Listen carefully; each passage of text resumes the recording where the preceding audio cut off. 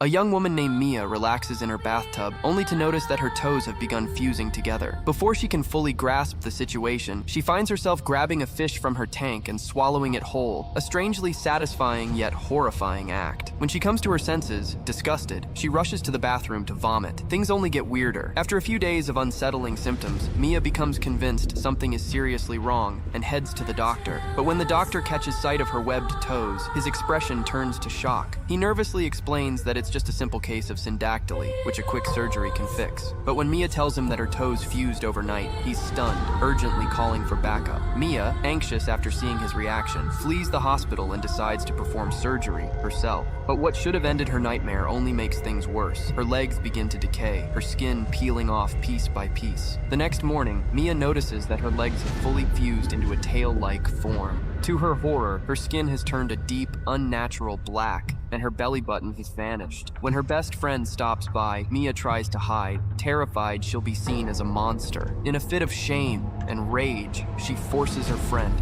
to leave. Later that night, she wakes to find herself struggling to breathe. Her lungs can no longer handle air. Crawling desperately into the bathtub, she finds relief only when submerged in water where she can breathe again. But she's living this aquatic nightmare alone. Mia's best friend eventually returns, finding her in the tub and frantically rushing her to the ocean in the back of a pickup truck. As they reach the shore, Mia stares out at the vast sea. With no strings left to hold her back, Mia dives into the waves, reclaiming her true self and finally embracing the life she was meant to live.